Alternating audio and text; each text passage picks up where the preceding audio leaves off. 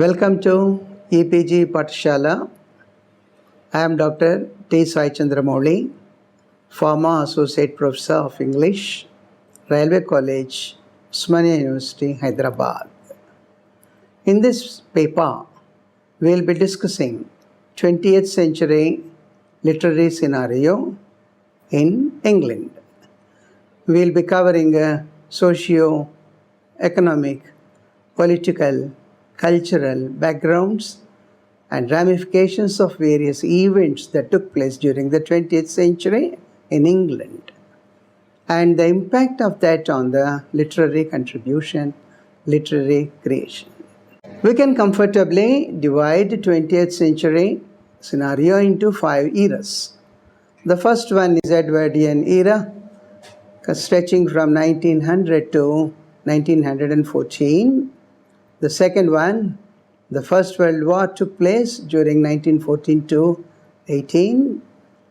And the interwar period from 1918 to 39 constitutes the third part of that century. Then the Second World War was waged between 1939 and 1945. Post-war Britain from 1945 to the turn of the millennium, stretching from 50s to the 90s, makes an interesting reading and offers interesting insights. The First World War resulted from clash of interests between two groups of nations. On one side, we have Triple Alliance comprising Germany, Austria, Hungary, and Italy. Triple entity comprised France, England, and Russia. The era witnessed growing militarism with large standing armies. Every nation was highly egoistic and feeling superior to all other countries around. Growing imperialistic tendencies was conspicuous. It stretched and resulted in ruthless competition for natural resources, especially minerals. Jingoistic nationalism leading to territorial disputes, rivalries, and rush for resources also was a causative factor.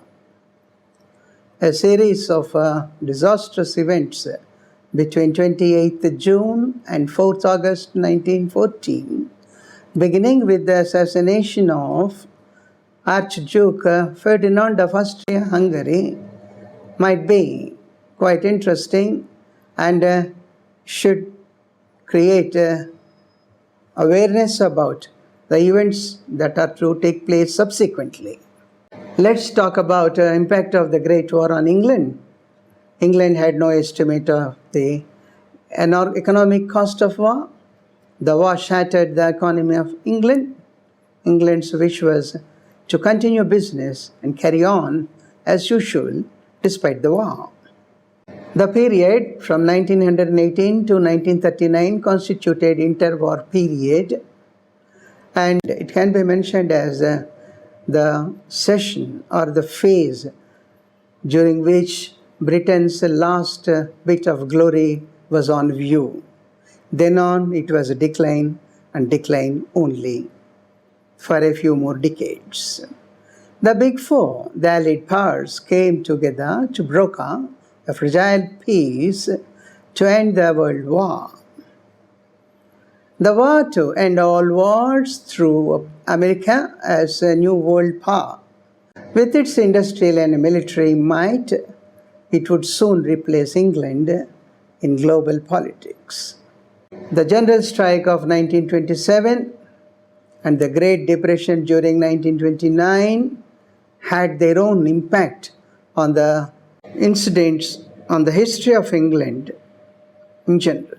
In 1927, the Conservative government of Stanley Baldwin faces a huge general strike called by trade unions of miners, railwaymen, and dock workers. In 1929, financial meltdown of Wall Street in New York sends European economy into a tizzy and a tailspin.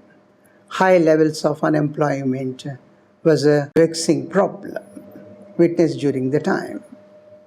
World War II, fought between 1939 to 1945, caused great economic misery and despair. And this misery, economic despair, might have forced Germany into an action of desperation, which triggered the Second World War. Adolf Hitler came to power in 1933 with a promise to reverse the Treaty of Versailles. He withdraws from the Disarmament Conference and leaves the League of Nations. Rise of dictatorships was an alarming fact witnessed during the time in Europe. England avoids it by introducing parliamentary reforms. Post-war Britain, that's the period from 1945 to 51, had seen the formation of a Labour government. Labour Party formed the government and came to power in 1945.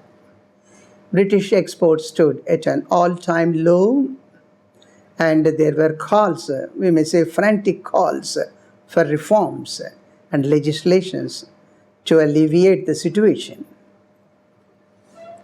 The chief areas of concern were nationalization and economic planning, social welfare, and trade union law.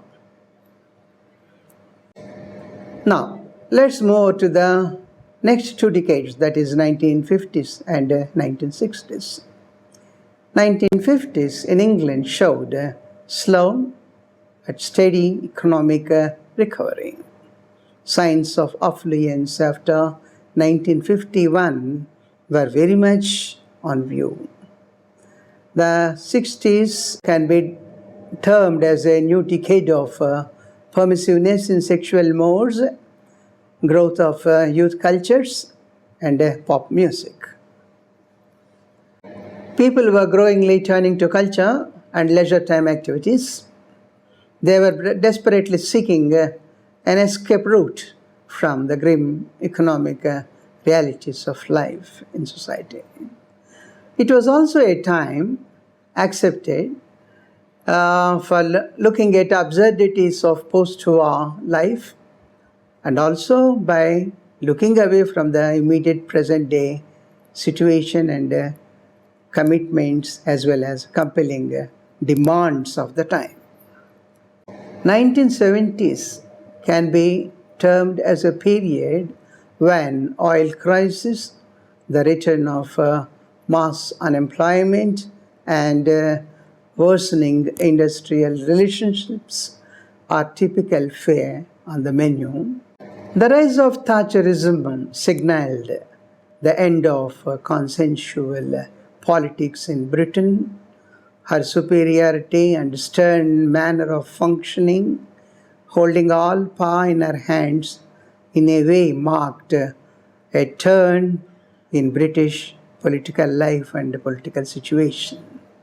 Then the attention of the government was shifting from measures to welfare of the people to aggressive capitalism. In other words, we may say that the shift from welfare to consumerism or capitalism was a major factor that was witnessed during Thatcher's rule. The socio-cultural landscape of England from 1900 to 1914 is marked by the rise of merchant capitalism. Industrial growth was very much there. Changing urban landscape in London, Manchester, Birmingham, and Liverpool was also a remarkable feature of the times. Increasing population and large-scale migration was a troubling factor known or felt during the period. It was quite palpable in many ways. 1/3 of working class population in English cities lived in poverty.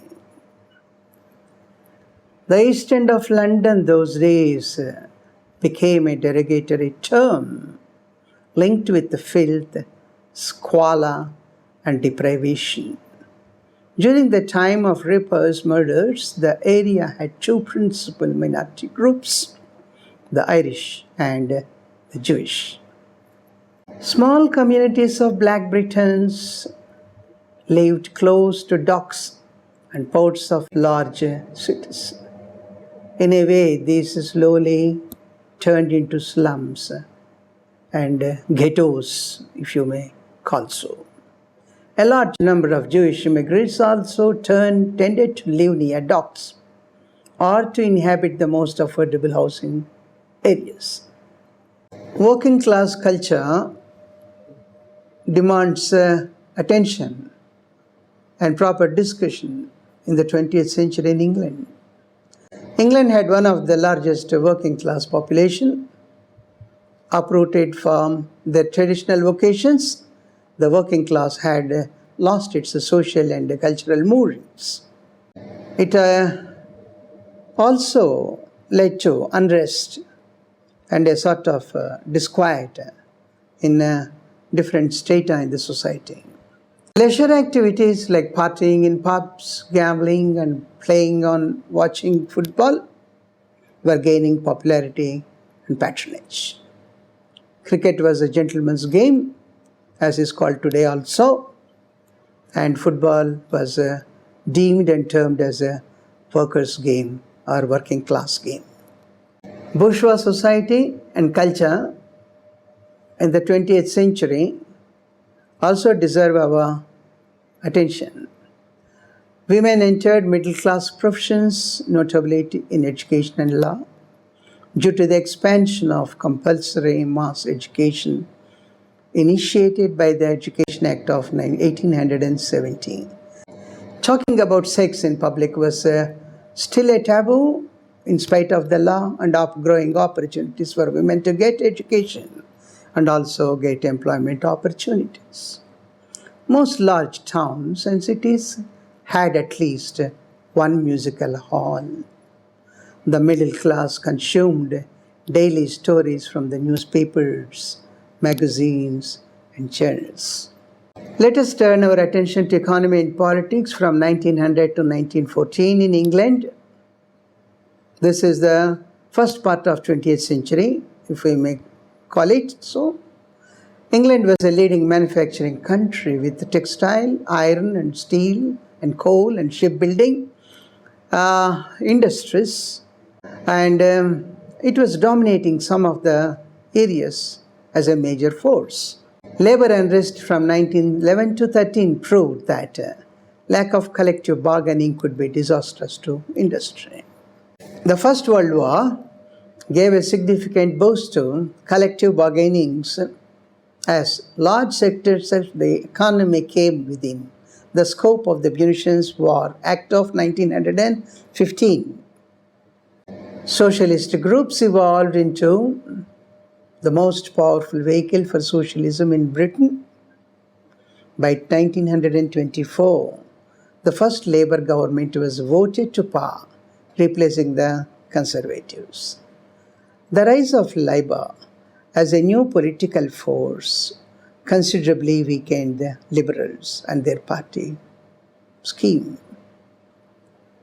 The British Empire before the year 1914 faced certain challenges from countries in Europe, notably from France and Germany, and they also posed the challenge to English superiority or British superiority in Africa, British governance and administration in Africa. Back home, the issue of Home Rule for Ireland, made by Liberal Prime Minister William Gladstone, was defeated in the British Parliament. The Irish question persisted, rankling and remaining as a festering wound for a long time. The Easter Uprising of 1916 was a major event to be mentioned subsequently. What's the impact of the Great War? The Great War changed gender equations to a greater extent in England. The war created new employment opportunities for millions of women. Gender lines became increasingly ambiguous. Sexes were demanding equality. Women were demanding more autonomy and authority. Men and women who believed that gender order was being turned upside down preferred to call the Great War as sex war. Poetry created during the period has come to be known as war poetry. Major poets to mention during the period are Wilfred Owen, Richard Aldington, Herbert Reed, Rupert Brooke, Siegfried Sassoon, Isaac Rosenberg, and Robert Graves. They recorded their views, pains, and responses to the war and prevailing social conditions in England in their poetry. Discussions of war poetry assimilated into a historical doctrine expressing truth of war. Images of war like darkness, guns, mud, rain, gas, bullets, shells, barbed wire, rats, lies, etc. acquired significance. A study of socio-economical, political and cultural background in England during the 20th century is quite interesting and creates a awareness about the prevailing situation in different arenas and also in the literary field and the ramifications of the same in the subsequent decades to follow. The two great wars, Great Depression, deteriorating economic power, loss of political power, emergence of America as the new force among the nations of the world, may be mentioned as the major features of this era. Working class got slowly alienated from the rich. Working class was confined to certain areas in the city of London and other cities as well. The people who migrated from other countries also had to live in certain quarters, in certain areas, away from the places where the affluent lived in general. As far as the cultural scenario is concerned, we can say that people started spending more time in leisurely activities, in visiting clubs, pubs, and enjoying themselves to the maximum possible extent. Cricket was viewed as, and remains even today, as a gentleman's game. It was the prerogative and privilege of the rich to play cricket, while the working class was condemned to or relegated to playing football.